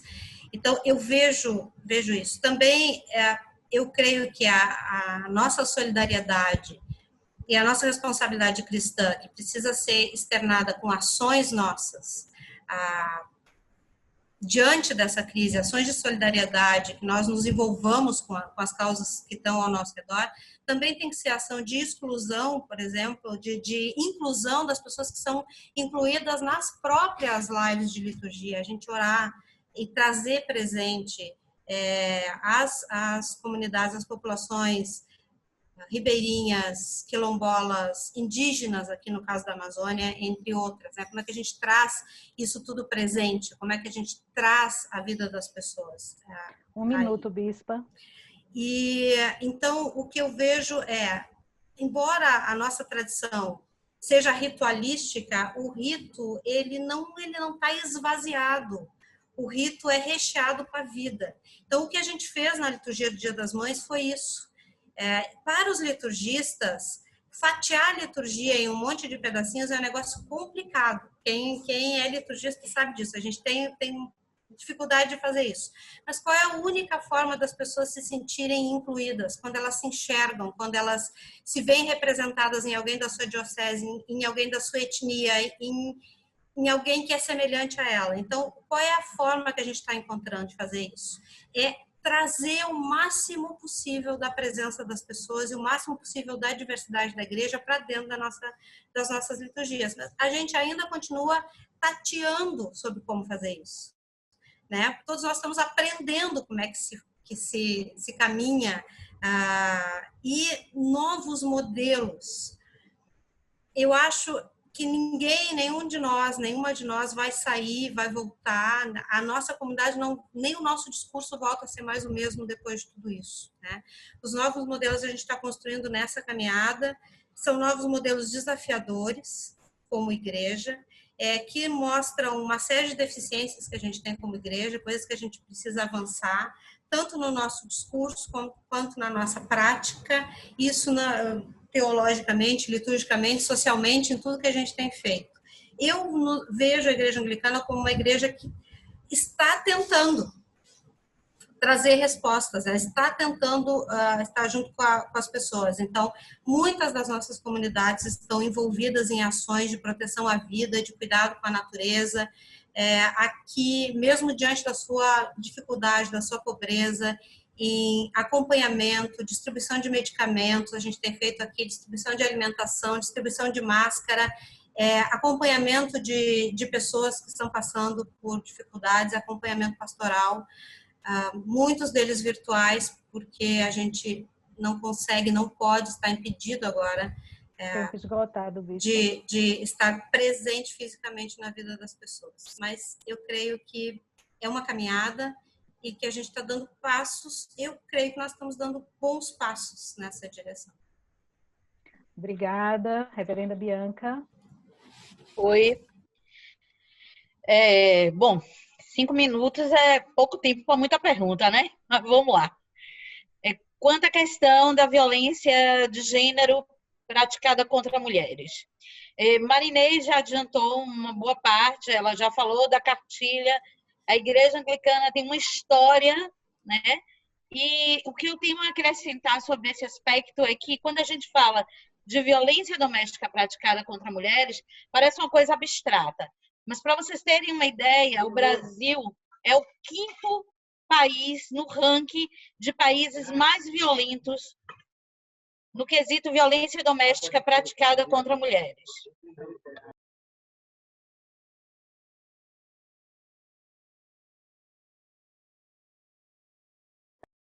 Voltando, desculpa, o meu vizinho. Então, o Brasil é o 5º no ranking e nesse período de pandemia nós já dobramos o número de notificações, vou dizer, as que se transformaram em notificações de violência doméstica praticada contra mulheres, e Recife, Salvador, São Paulo, Rio de Janeiro estão no ranking, são as primeiras. O número de feminicídios já dobrou em relação ao mesmo período do ano passado. Então, nós temos atendido mulheres no telefone pessoal, temos atendido mulheres que fazem contato com a rede de prevenção, e aí o GT Pandemia, né, que está sendo um trabalho do GT junto com o SAD, teve a ideia de chamar mulheres clérigas e leigas da igreja para transformar a cartilha em vídeo. Projeto que eu achei fantástico e que eu acho que no final, viu, Marinês? No final da semana que vem já deve estar no ar. Além disso, e aí eu quero fazer uma observação, a gente tem um projeto chamado Empodere Sua Irmã, que está começando a engatear, que é de uma ação nas redes sociais de desconstrução dos discursos religiosos que violentam as mulheres.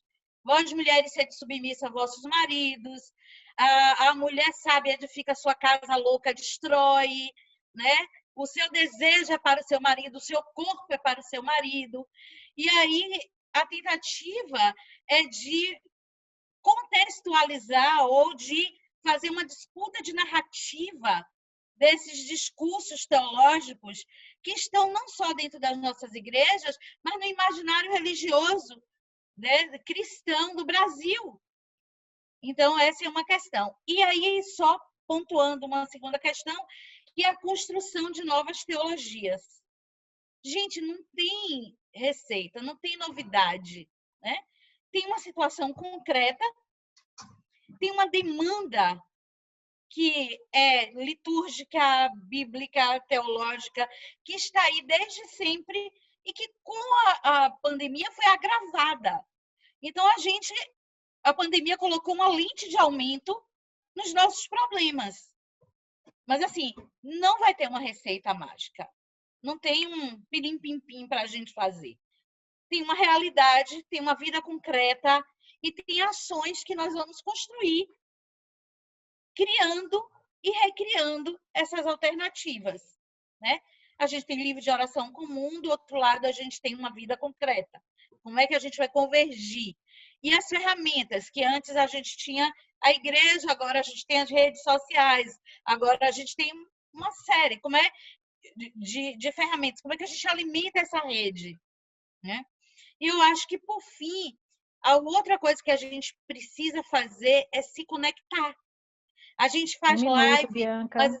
Ok, Ana. A gente faz live, mas a gente precisa partilhar a live de nossa igreja, de Belém, de Recife. A gente precisa ver coisas interessantes que estão acontecendo. Isso se chama engajamento. E aí a gente tem nas redes sociais uma boa possibilidade para aprender a fazer isso. Ok, ponto. Obrigada, Bianca. A palavra está com o Paulinho, então. Ok, deixa eu botar o meu timer aqui também. Obrigado, Ana, e todo mundo que perguntou. Bom, em primeiro lugar, eu quero dizer, eu não sou pastoralista, então eu não vou dar pitaco em como é que faz pastoral, tá? Isso eu deixo para as reverendas, reverendos e bispas e bispos e quem faz pastoral. Eu não sou pastoralista. Eu vou falar no mundo para a classe média e para a base em relação à formação nossa, que para mim é fundamental, como teólogo e como biblista. Bom, como biblista, acho que eu quero dizer que para mim, em termos de estratégia, a Bíblia, o texto sagrado, para nós desse ambiente religioso cristão, ainda é uma estratégia privilegiada para chegar até as pessoas e para desafiar normas sociais e para desafiar teologias coloniais, desafiar teologias patriarcais, desafiar discursos opressores, né? Discursos concentradores, que são desiguais, né? Por exemplo, é muito interessante que a gente sempre é muito democrático, vamos aproveitar os recursos, mas muitos estudos bíblicos é sobre um homem poderoso que tem muita influência e que faz tudo sozinho. Quer dizer, mesmo quando ele diz que ele não faz sozinho, a interpretação é ele faz tudo sozinho. Você sabe de quem que eu estou falando, né? Eu estou falando do Elias e estou falando do Jesus, que o Jesus é um pouco a cópia do Elias, né? Então, é o jeito, às vezes, o discurso muito libertador, viva a teologia da libertação, o que seja, mas o modelo do fazer teológico, o método ainda é ruim, é colonial, é patriarcal, onde o macho poderoso, único, faz tudo sozinho, né? Esse tipo de Messias horroroso que Jesus nunca quis ser, ele ainda é insistido nas nossas liturgias, discursos religiosos, vestes, festas. Então, como é que isso é um desafio para a gente. Como é que a gente faz isso, né? Ou a gente precisa começar a tomar remédio porque vive a esquizofrenia entre nós. Super concordo com a Bianca que a gente precisa fazer uma disputa narrativa. Acho que a gente se deu conta de que a realidade não importa. Para quem assistiu Matrix, o que é real, o que é a realidade não importa. O que importa é como é que você apresenta ela. Essa é a narrativa. Só que para isso a gente precisa ter formação também. A gente precisa estudar, especialmente a classe média da igreja. A gente precisa ter informação, a gente precisa ter bases sólidas, inclusive para poder ter alternativa, né? É que nem cozinhar. Se você é um chefe de cozinha, você sabe muita coisa, mas você não usa tudo de uma vez. Mas você consegue se adaptar, porque você está treinado para isso. Então tem que treinar. Além de estudar, tem que treinar para poder se adaptar. Senão você vai ficar no roteirozinho, porque você não consegue. Então precisa investir na formação, precisa investir no treinamento, para isso, claro que a gente também precisa investir na troca de experiências. A gente precisa trocar mais experiência. A gente precisa contar para as pessoas o que a gente faz e escutar o que as outras pessoas fazem para a gente poder também se corrigir ou se refazer, ou ler outras coisas, né? Quem sabe alguém está lendo uma coisa que eu não estou lendo. Acho que esse é o momento fundamental da gente poder fazer isso, gastar tempo com isso. A pergunta da Carmen, eu falei de novas teologias, mas eu nem sei se é isso. Acho que a gente precisa de novos métodos de fazer teologia. Um minuto, Paulinho. Estou vendo aqui no meu também. E precisa de investimento. A gente tem que investir, especialmente nas pessoas mais novas. Acho muito legal esse papo de empoderamento, mas é assim, 2 corpos não ocupam o mesmo lugar. Então, se eu quero empoderar a juventude, eu tenho que sair do lugar. Eu não posso ficar no mesmo lugar que eu estou. Senão, como é que alguém vai ocupar o meu lugar se eu estou naquele lugar? Então, eu preciso também fazer um investimento na juventude. Eu estou super cansado desse papo de que só pode participar das coisas quem é da caminhada, quem está no circuito. Oi, gente, desculpa, mas em algum momento nós também precisávamos de alguém para nos pôr no circuito. Então, como é que a gente investe? Investimento é investimento. Pode dar muito ruim, mas pode dar muito certo. Mas precisa fazer investimento em gente nova e na formação. Eu vou parar por aqui. Não quero me meter na liturgia também. Então, eu deixo isso para quem é mais litúrgico que eu. Obrigado. Obrigada, Paulinho. Gente, nós temos agora 15 minutos para encerrar a mesa. Estamos com 4 inscrições. A gente vai dar oportunidade para as 4 perguntas, mas eu peço que sejam o mais rápido possível, se possível em 1 minuto, antes eram 2, para que cada participante da mesa tenha pelo menos 3 minutos para responder, não vai ser mais 5, tá? Então, a gente começa com a reverenda Lídia Linhares, em seguida vem a bispa Mary Gley, depois o reverendo Gessione e, por fim, o reverendo Elias Vergara. 1 minuto para cada um. Reverenda Lídia. Sim, boa tarde, parabéns primeiramente à Comissão de Enfrentamento e a todos e todas que têm participado. E eu gostaria, assim, dentro dessa linha do desejo, da conexão e resiliência, perguntar qual seria o diferencial ou evolução do discurso feminista à luz da proposta ecofeminista, a partir, por exemplo, do diálogo interreligioso da Vandana Shiva, de cultura indiana. Obrigada, reverenda. Bispa Mary Gley. Boa tarde a todos e a todas. Quero parabenizar a mesa. Eu acredito que até aquilo que eu havia separado para partilhar e para perguntar já foi partilhado e respondido, né, pela Bispa Marinesa, e pela Reverenda Bianca e pelo Paulinho. Mas eu queria só contribuir na questão de que realmente a pandemia nos revelou grandes coisas. E eu tenho dito para alguns aqui na Diocese e perguntado se não houvesse a pandemia, se nós rezaríamos, se nós teríamos tantas liturgias como nós temos tido agora, né? Nas nossas igrejas. E isso tem sido muito bom, e aquilo que o Paulinho diz, eu acho que nós estamos realmente nos reinventando, e é preciso isso. Quer dizer, a pandemia, o lado bom disso é que nos movimentou, nos desestruturou, nos fez sair da mesmice enquanto igreja, enquanto bispos e bispas, enquanto clérigos e clérigas, enquanto leigos, e nos movimentou, nos fez olhar além, né? Essa forma de igreja janelinha que tem nos permitido partilhar de outras liturgias, partilhar de outros movimentos, de outros estudos, fazer com que pessoas tenham... O tempo esgotou, infelizmente. Mas termine. Mas só para dizer que... será que tudo isso, daqui a 1 ano, 2 anos, até quando a pandemia nos permitir, será que continuaremos? Eu acho que precisamos realmente começar a nos perguntar que igreja, que liturgia, que tipo de igreja nós queremos. Continuaremos com isso? Essa desestrutura, esse movimentar continuará pós-pandemia? Ou voltaremos à nossa mesmice, aos nossos templos fechados?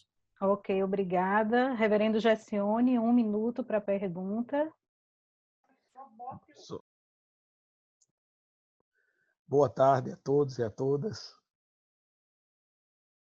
Queridos, na verdade, não é uma pergunta estanque, até porque é uma questão complexa que está sendo estudada aí pela Comissão de Liturgia, mas a gente tem recebido demandas bem específicas. E na nossa paróquia, no caso, é um pouco como a Bispa Marinês falou aí em Belém. Muita gente não tem acesso à internet, aquela coisa toda. Todo mundo querendo que abra a igreja para ter celebração eucarística. E a gente tem recebido, por exemplo, demandas de unção dos enfermos à distância, não é? O nosso reverendo Alfredo tem feito um ministério nesse sentido. Agora há pouco, eu estava atendendo uma pessoa que o pai faleceu na nossa igreja de João Pessoa. Vamos fazer o ofício memorial hoje à noite, pelo Instagram. E aí eu pergunto o seguinte, se a gente está tendo que mudar tudo, né? Diante desse momento tão difícil que a gente está vivendo, a gente poderia reavaliar, por exemplo, a nossa visão sacramental, no sentido da Eucaristia, porque, por exemplo, se o Espírito Santo é que consagra a Eucaristia e a gente não pode estar juntos porque devido ao isolamento, será que não seria uma alternativa a gente poder atender, talvez não coletivamente, mas algumas pessoas com a Eucaristia à distância? Melhor do que deixá-las totalmente sem ter isso? É uma questão que eu coloco. Reverendo Elias Vergara, 1 minuto para a sua pergunta.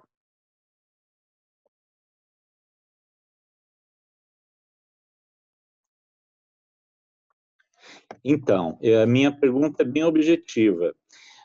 Nossos templos, na realidade da Igreja brasileira, que é a que nós conhecemos melhor, já estão vazios há bastante tempo. O fenômeno do esvaziamento do templo é um fenômeno que já nos abate há algumas décadas. Por que só agora a gente está se pondo para pensar? Então, é uma questão bastante assim da nossa estrutura atual, da crise que a igreja vive hoje, né? Hoje que eu falo algumas décadas, né? A gente está fechando os templos há bastante tempo, né? Pouco a pouco nossa igreja está perdendo, né, membresia, perdendo a sua eficácia, templos muito ociosos. Então, o desafio ao profetismo está agora posto diante de nós de uma forma concreta, sólida e objetiva? Obrigado, reverendo. Eu passo então a palavra para a Bispa Marinês, depois para a reverenda Bianca, em seguida para Paulinho, cada um com 3 minutos para a gente poder encerrar essa mesa. Como estamos nos 3 minutos, eu vou me deter nas 2 questões específicas da liturgia, vou deixar o feminismo aí para a Bianca responder. Bom, em relação à intensificação dos momentos de oração, essa é a sensação que eu tenho também, né? As pessoas intensificaram a sua vida de oração e devoção. A experiência que a gente tem é que pessoas que raramente iam à igreja têm estado presentes nas lives de manhã, tarde, noite, em todo momento que tem live. E também pessoas de várias dioceses. A gente tem feito uma troca, uma interação.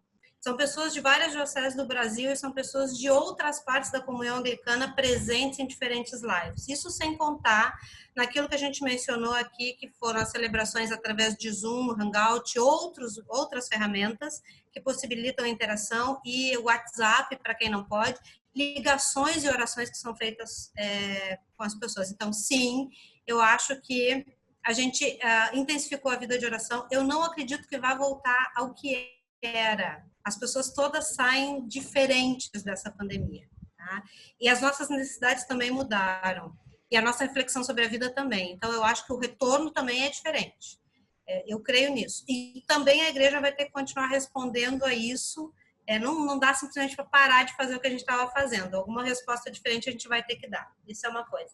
Sobre a realização de encomendações, unção de enfermos e utilização, a celebração eucarística de forma virtual.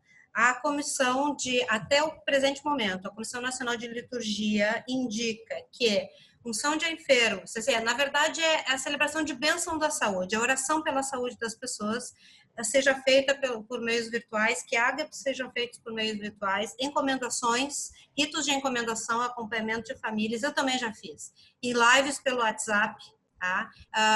Junto com a família, onde era só 2 pessoas da família e eu fazendo, tá? A pessoa estava em outra cidade, inclusive, não era nem aqui em Belém. É coisa assim que a gente já fez. Sobre o sacramento da Eucaristia. Nós, na Câmara Episcopal, estamos discutindo a respeito dessa possibilidade. Hoje, o que outras partes da comunhão anglicana indicam é a chamada comunhão espiritual, ou seja, que a pessoa celebre a Eucaristia quando ela tem mais pessoas com ela na sua casa, uma família reunida, o clero e a sua família, e que as demais pessoas sejam convidadas à comunhão espiritual, tem um ritual, tem uma série de orações e coisas que podem ser feitas. E no presente momento ainda não recomendamos a ideia de consagrar por meios virtuais os elementos na casa de cada pessoa.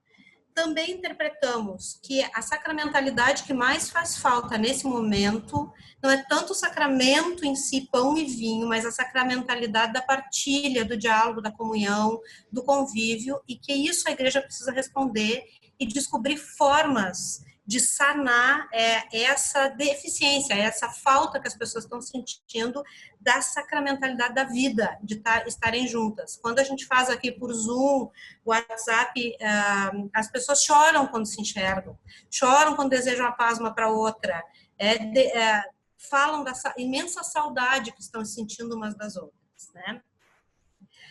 Eu acho que a gente... do Bispo. Tá, ia falar das igrejas vazias, mas tá, fica aí para a Bianca e para o Paulette. Ok, obrigada, Bianca.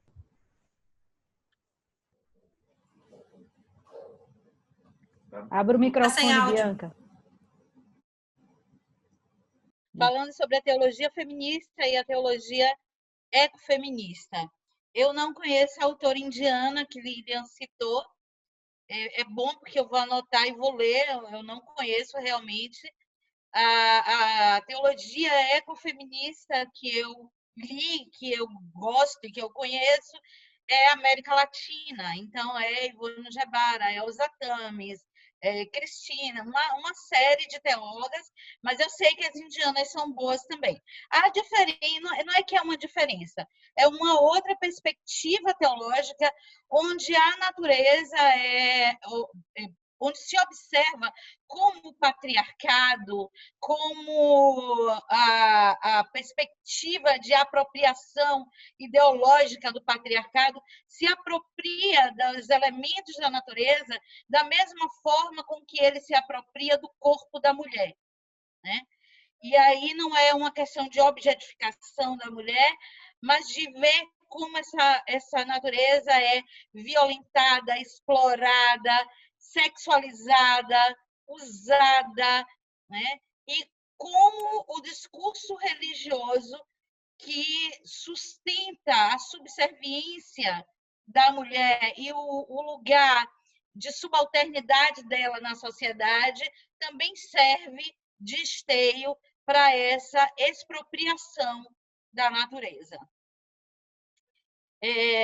A segunda questão é por que a gente tem rezado tanto online? Por que as pessoas... gente, as pessoas estão em casa, no meio de uma pandemia, né? Andando de um lado para o outro, de um canto para o outro. Elas vão rezar, elas vão pedir misericórdia, elas vão confessar os pecados que ainda vão praticar quando acabar a pandemia, né? Então, a gente gente vai ter uma demanda grande dessas relações. E quando acabar, não vai ter mais tão grande, porque elas vão ter outras coisas para fazer e a gente também. Mas o trabalho vai continuar, entendeu? Sim, não. Né? Quanto à questão litúrgica, bom, essa eu prefiro não opinar. Eu vou fazer igual a Glória Pires no Oscar. Prefiro não opinar. Paulinho, a palavra está contigo. Obrigada, Reverenda Bianca. Tá ótimo. Eu só vou opinar sobre a questão da teologia também. Eu não quero opinar sobre as outras coisas. Eu não quero ficar em problema. Não quero arranjar problema para mim aqui na igreja. Quando a gente adjetiva qualquer teologia alguma coisa ou alguma coisa teologia, acho que é importante se reconhecer que é a nossa crítica latina, de gente que foi excluída, não só latina, africana, asiática, de diferentes corpos, diferentes sexualidades, é a nossa crítica objetiva com relação à Europa e com relação a esse jeito europeu de fazer as coisas, que infelizmente aqui no Brasil ainda se reproduz. A gente ainda cita muita gente, só a galera europeia, ou só a galera muito tradicional, né? Mas é importante reconhecer que a ecoteologia, a teologia negra, ou a teologia queer, ou teologia feminista, ou whatever, não? Esse é o nosso reconhecimento de que a teologia como tal foi sequestrada por um bando de homens, muitas vezes celibatários e com dinheiro e que tinham tempo e inverno para fazer as coisas, né? E normalmente estavam sozinhos, pessoas infelizes, inclusive. E aí a gente começou a dar corpo para essas teologias e a fazer elas se reconhecerem, né? E a botar na mesa. Isso é também teologia. Mas, enfim, acho que é bom reconhecer que, mesmo na nossa igreja, muitas dessas teologias ainda sofrem preconceito.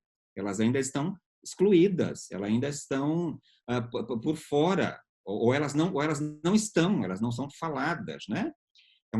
É um desafio da gente, de fato, de novo, acho a questão da formação em todos os níveis e do método da formação também é muito fundamental. O jeito como a gente forma as pessoas e organiza os nossos programas de formação são fundamentais. Os nossos currículos, né? A gente faz 20 anos que está falando sobre o meio ambiente. O currículo do curso de Teologia da Criação é o mesmo. Ninguém merece aquilo. Ninguém merece aquilo. Né? Como é que a gente não muda aquele currículo? Tem ainda aquela clássica horrorosidade da teologia da criação no curso de teologia clássico. E, entre outros, né? O bloco da Bíblia, que é 1/3 do curso de teologia, é do mesmo jeito que se fazia 30 anos atrás. A ementa. Como é que a gente não mudou isso ainda? Até o CEBI ficou para trás. Né? O CEBI não diz coisa nova faz 10 anos. Então, está só reproduzindo coisas. Então, acho que esse é o desafio. E espero que a gente possa, saindo da pandemia, claro que não vai ser o mesmo ritmo, mas esse ritmo que a gente está aqui precisa, de algum jeito, continuar.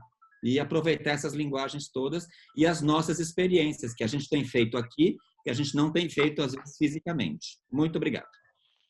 Obrigada, Paulinho. Em nome de toda a comissão organizadora do nosso seminário, eu agradeço a participação das 3 pessoas que estiveram com a gente agora nessa mesa, a Bispa Marinês, a Reverenda Bianca, o Paulinho Wett, acho que foi excelente. Agradeço também a participação de todos que se inscreveram para perguntar e de todas as pessoas que estão com a gente. Somos 53 pessoas, até agora 52. E antes de eu passar a palavra para Gustavo, para ele dar os últimos avisos e orientações para a próxima sessão, em nome também da comissão aqui organizadora do evento, eu queria dar parabéns ao reverendo Paulo Linhares, que hoje é aniversário dele, a Cláudio Linhares, que hoje é aniversário dele. A gente iniciou à tarde dando esses parabéns, mas não estávamos todos. Feliz aniversário, Cláudio. Passo a palavra então para Gustavo. Ótimo, Ana, então já cumpri uma das missões que eu tinha para fazer, mas mais uma vez agradecer a Ana, a Paulinho, a Bianca, a Bispa Mari, assim, excelente debate, acho que era um momento que a gente estava precisando, né, para conversar essas questões que a gente foi resolvendo um pouco na ladeira, né, tendo que resolver, e é a primeira oportunidade que a gente tem com a grande participação do clero, das lideranças leigas da igreja, para a gente parar e falar explicitamente sobre essas questões. Acho que vamos precisar de outras, né? Mas acho que foi excelente esse momento. Quero registrar também a presença na sala do Sérgio Storch, que está com a gente. Ele, desde o início, ficou muito empolgado com a ideia desse seminário. O Sérgio é um dos fundadores da Rede Brasileira de Judeus Progressistas e da Frente Dom Paulo Evaristo Arnes, de Justiça e Paz. Tem trabalhado muito no enfrentamento à pandemia. Acho que na volta, na próxima sessão, se ele puder compartilhar um pouco com a gente o que ele tem feito, o que é que tem pensado também, seria interessante. Mas estamos exatamente a 3h35, então cumprimos bem direitinho o horário. E assim como ontem, a ideia agora é a gente não sair da sala. A gente vai ter uma pausa para o cafezinho, para esticar as pernas, lavar o rosto, respirar um pouquinho. Mas aí eu peço às pessoas que não saiam da sala, põem o microfone no mudo, a câmera, né, pode desligar se quiser, e aí a gente tem 20 minutos, né, de 15 a 20 minutos para a gente descansar, respirar um pouquinho, e a gente volta. Se por acaso alguém sair da sala, é só voltar pelo mesmo link. Então, o mesmo link que a gente usou para entrar vai ser a mesma sala. Então, é só voltar pelo mesmo link e a gente se encontra, então, daqui a 15 minutos para a gente retomar e ir para a próxima mesa. Pode ser? Alguma dúvida de emergência, algum aviso? Então, pena que no cafezinho a gente não está junto, né? Está sendo o contrário do que geralmente é nos encontros presenciais. Mas vamos lá, a gente pelo menos descansa um pouco e se encontra na volta. Então, bom cafezinho para todo mundo.